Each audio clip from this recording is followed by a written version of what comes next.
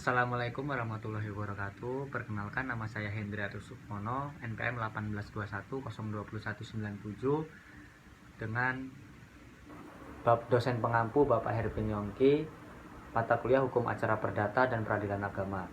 Di sini saya izin mempresentasikan tentang tuntunan hak, isi, kompetensi, dan kumulasi penggabungan gugatan. Tuntunan hak merupakan persoalan yang dihadapi seorang yang diajukan ke pengadilan. Perdata dalam bentuk tuntunan hak ada dua macam. Yang pertama, persoalan yang mengandung konflik, dan yang kedua, persoalan yang tidak mengandung konflik. Tuntunan hak dalam pasal 142 ayat 1 RBG atau pasal 118 ayat 1 HIR disebut tuntunan atau gugatan perdata merupakan tindakan yang bertujuan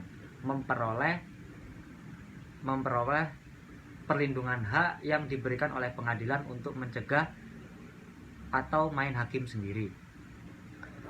Tuntutan hak harus mempunyai kepentingan yang cukup, point the interest, point the action. Ada dua macam tuntunan hak. Yang pertama, permohonan, yang kedua gugatan, yang bertitik tolak pada atau tidak adanya sengketa.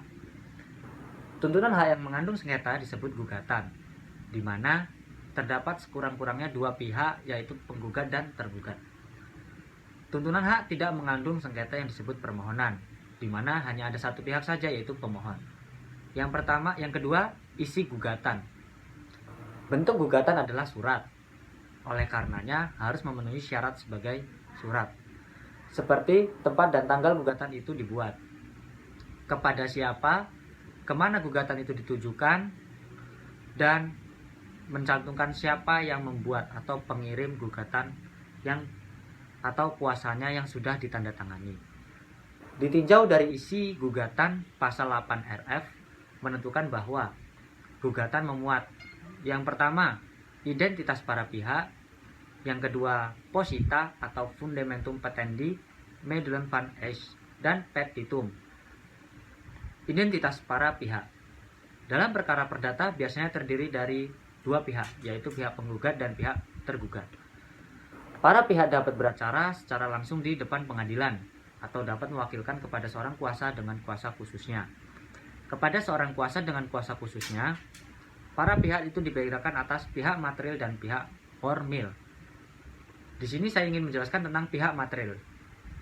Pihak material adalah pihak yang berkepentingan secara langsung, yaitu penggugat dan tergugat. Pihak formil yaitu pihak secara formil, tampil dan beracara di depan pengadilan, yaitu penggugat, tergugat, dan kuasa hukum. Identitas para pihak tiada lain adalah jati diri atau ciri masing-masing pihak, baik penggugat maupun tergugat.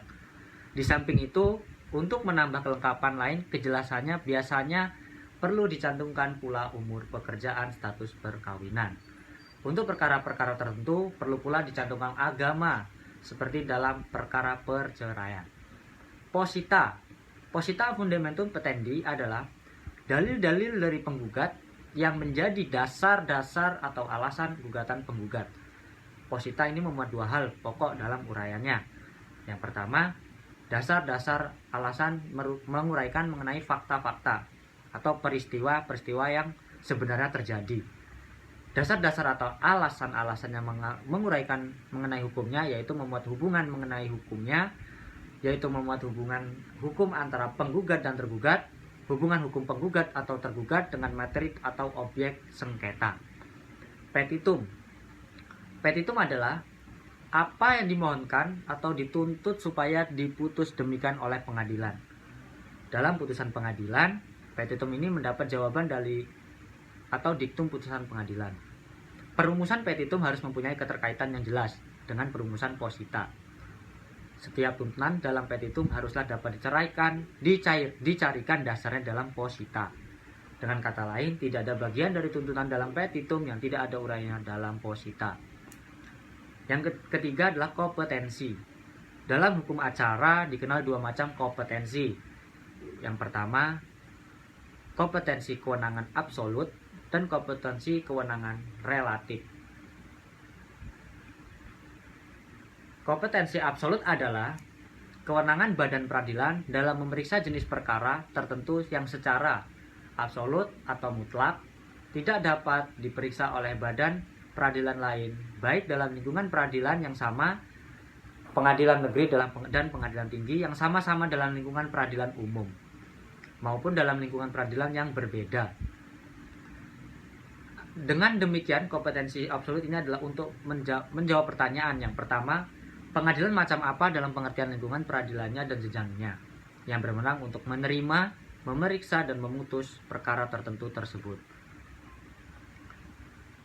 Kompetensi relatif.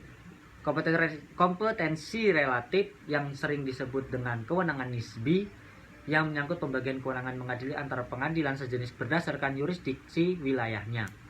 Artinya bahwa suatu pengadilan hanya berwenang mengadili perkara yang subjeknya atau objeknya berada pada wilayah pengadilan yang bersangkutan. Misalnya nih, antara pengadilan negeri Denpasar dengan pengadilan negeri Gianyar. Kompetensi relatif dalam hukum acara perdata adalah untuk menjawab ke pengadilan negeri mana gugatan harus diajukan, kumulasi atau penggabungan gugatan. Dalam perkara perdata, sekurang-kurangnya ada dua pihak, yaitu penggugat dan tergugat. Masing-masing pihak terdapat terdiri dari satu orang atau lebih dari satu orang. Demikian pula, tuntutannya dapat terjadi hanya satu tuntutan dan dapat pula terjadi ada beberapa tuntutan dalam satu gugatan. Apabila pihak terdiri lebih dari satu orang atau tuntutannya lebih dari satu, maka disebut telah terjadi kumulasi atau penggabungan gugatan. Kumulasi ini ada dua jenis. Yang pertama, kumulasi subjektif dan kumulasi objektif. Kumulasi subjektif terjadi apabila para pihak berdiri dari lebih dari satu orang atau subjek hukum. Syaratnya adalah bahwa terhadap tuntutan yang diajukan tersebut haruslah ada hubungan yang erat antara satu subjek orang dengan subjek orang lainnya. Apabila hubungan itu tidak ada, maka harus digugat secara tersendiri. Kumulasi objektif adalah penggabungan beberapa tuntutan dalam satu perkara sekaligus. Kumulasi objektif pada umumnya tidak disyaratkan bahwa tuntutan itu harus berhubungan erat satu sama lain. Akan tetapi dalam tiga hal kumulasi objektif tidak dibolehkan.